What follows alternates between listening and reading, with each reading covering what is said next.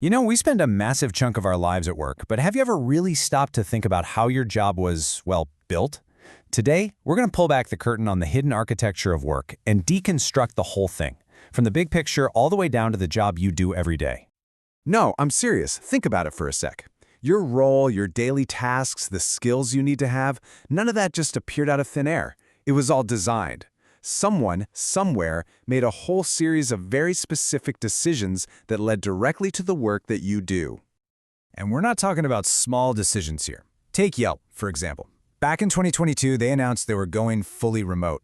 And boom, just like that, one choice completely re-architected every single job in the company. It changed everything, how people collaborate, the company culture. So yeah, understanding how these decisions get made is more important now than ever before.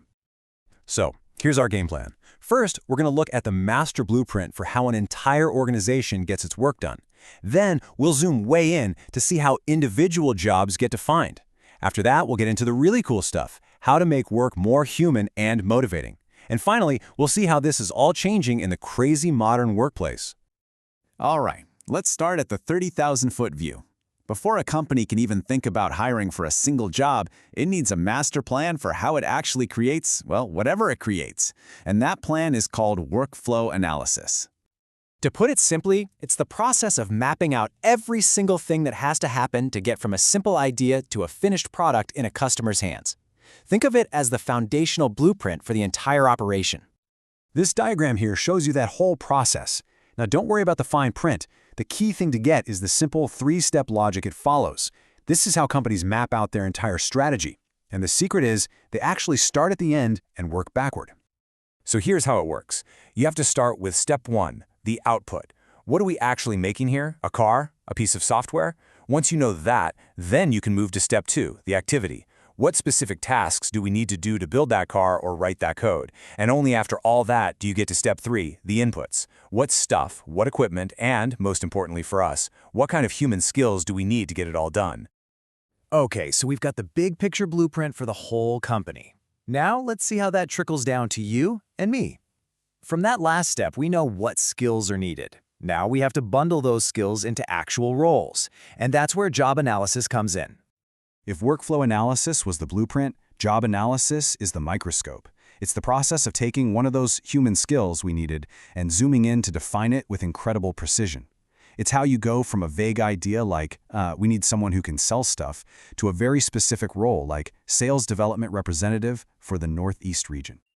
Now this process spits out two super important documents. On the left, you've got the job description. This is all about the work itself, the tasks, the duties. It's the what you do. And on the right, you have the job specification. This is all about the person, the knowledge, the skills, the abilities they need to have. That's the what you need. And this real-world example from Union Pacific makes it totally clear. On the left, the description for a train crew member lists the duties. Working outside, using computers, watching signals. That's the job. Then on the right, the specification lists the requirements. Got to be at least 18, have good vision, be able to lift 87 pounds. That's the person they need for that job. See the difference? Right, so we've mapped the company's workflow, we've defined the specific jobs, but here's the thing. Just because a job is defined on paper doesn't mean it's a good job. The next and maybe most important step is job design, the art of making that work effective, efficient, and, actually motivating for a human being. Job design is this really fascinating balancing act. On one hand, you're trying to make the job as efficient as possible, but at the same time, you have to think about what motivates a person, you have to think about their physical safety, and you have to think about their mental limits. Because let's be real, a perfectly efficient job that completely burns someone out isn't a success. It's a massive failure of job design. So let's zoom in on that motivation piece because it's so critical. This model, the job characteristics model, basically shows us that certain ingredients in a job can lead to really powerful psychological outcomes, like feeling your work is meaningful or that you're responsible for the results. And those feelings in turn lead to way higher motivation and job satisfaction. So what are those magic ingredients? According to the model, these are the 5 golden tickets to a motivating job. Skill variety, so you're not doing the same mindless thing all day. Task identity, where you see a project through from start to finish. Task significance, that feeling that your work actually matters in the world. Autonomy, having the freedom to call some of your own shots. And finally, feedback, just knowing if you're doing a good job or not. Okay, so let's make this personal for a second. Just pause and think about your own job right now. How many of these 5 things does it really have? Skill variety, task identity, significance, autonomy, feedback. The more of those you can check off, the research says, the more motivating your job is probably going to feel. It's a really powerful way to look at your own career. All right, let's bring all this into the here and now. The basic principles we've talked about haven't really changed, but how they're being used is transforming like crazy, thanks to new tech and, frankly, totally new expectations from all of us as employees. A huge part of modern job design is just completely rethinking the old school 9 to 5. We're seeing this explosion of things like flex time, where your start and end times are flexible, job sharing, where 2 people can split one full-time role, and compressed work weeks, like working 4 10-hour days to get a 3-day weekend.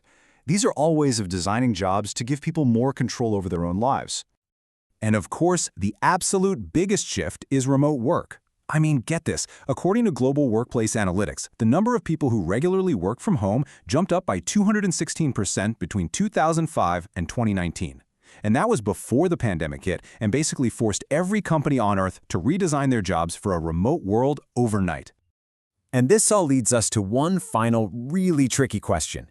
We know job design includes a responsibility to make sure the workplace is safe.